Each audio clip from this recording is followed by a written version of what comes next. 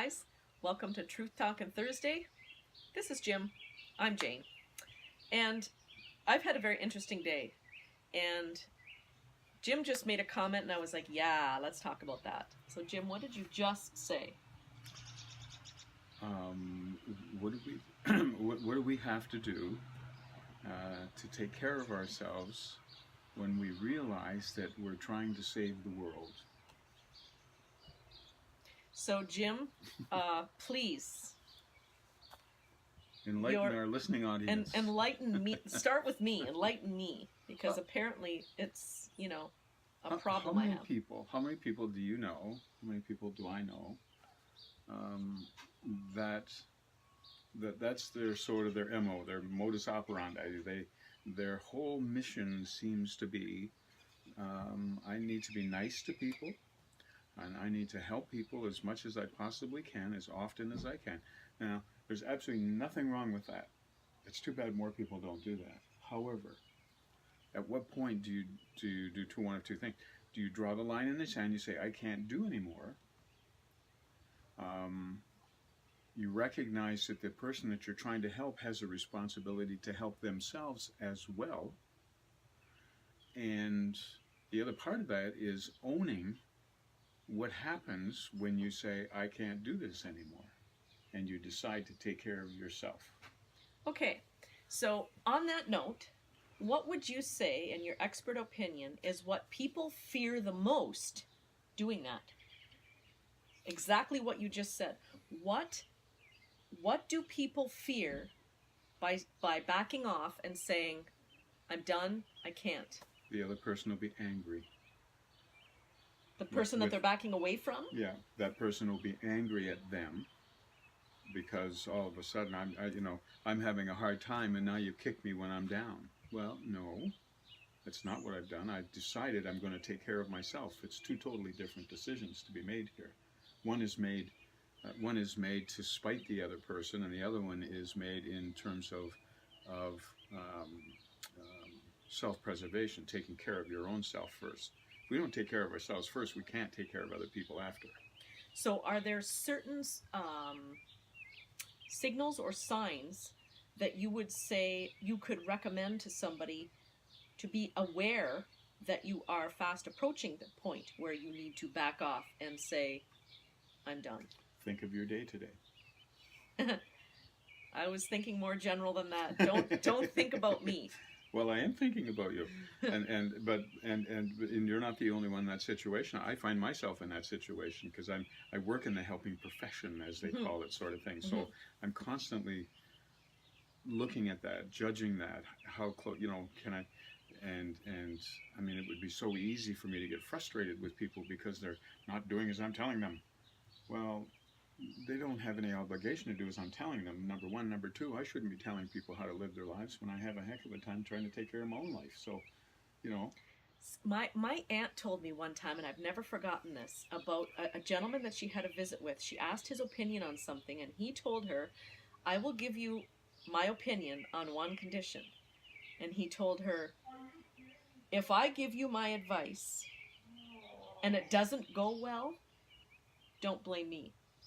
Yes. If I give you my advice and it does go well, don't blame me either. That's right. That's right. Yes. And I thought that tied in beautifully with what you just said, because we can ask people's advice, and that's a good thing, to be open to other opinions and views. But ultimately, we need to understand it's our mind. We are the ones in control of the decisions that are affecting our lives. You cannot blame anybody else for that, because ultimately, nobody's holding a gun to your head. And even if they are, you have the decision what to do at that point. Absolutely. One of the things I learned very, very early in my sort of basic training as a professional in this field, doing this work, was do not own the other person's outcomes. So, and we talked about that at length. I remember having those conversations in class an awful lot, because it's one of the sort of the underpinnings of the whole business. If you can't do that, then you should not be working in that field, because you won't last. And And the average sort of burnout rate in that field is about 4, 5, 6 years. That's it, and people burn out. So one of the things that I tell my folks is that I try not to, and I try not to give advice, and please don't ask for it. The problem with advice is people take it, Yeah, and when they take it and it doesn't work out, they blame me. exactly. When they take it and it does work out, they say, "Oh, aren't I great?" And I'm not looking for kudos or pats on the back. I'm looking to help the people that I work with to understand that they have the skills and the talents if they stop long enough to look at things to sort out their own stuff. Yes. Everybody does. Yes. So don't ask me for advice, and I will certainly try not to give you advice. If you ask me for feedback, that's a whole different story. Or an opinion. If I'm giving advice, that's me telling you what to do. If you ask me what I would do in a certain situation, I would suggest to them that I can provide that for you, but that's only how I would do it. Yeah. You have to decide for yourself how you're going to do it. Yeah. And that's different. Now, if they take what I say and they say, well, that makes sense to me, maybe I'll try that, by all means, help yourself. Yeah. Yeah. But it's their decision to make, not my decision to make for them. Right. And so that's getting back, it's a long explanation for what you would ask, but getting back to what you'd said, that to me is where people get stuck, is they just don't know. And you're right, there is a fear there that the people that you're dealing with aren't going to understand, and they're going to be angry with me, and I don't like it when people are angry with me, so I'm going to work really hard to make sure that they don't get angry with me, or they're not upset with me, or they don't badmouth me, or they don't think less of me, or they think that I'm a horrible person because I won't help them. But ultimately, the bottom line is, we all know what we actually need to make our life run smoothly. Mm-hmm. And if you're always considering other people and their needs and wants, Mm-hmm. who is suffering? You. You're mad at your own self. Yeah. It's no longer a matter of fearing that somebody else is going to be mad at you. Well, and the other thing is you don't leave yourself enough emotional room and mental room here to take care of your own business, because you're filled up with trying to figure out everybody else's business. Yeah. And you do get tired, and you do get brain dead, and you do get angry and upset and resentful and all those. And when you're feeling all of those kind of things from your own doing, especially, we don't quite always admit that it's our own doing, but that's the end deal. Yeah. Then you don't take care of your business well. That's what you're left with. That's and what something you're left suffers, always. And 9 times out of 10, the person over there that you were just trying to help will not help you. Exactly.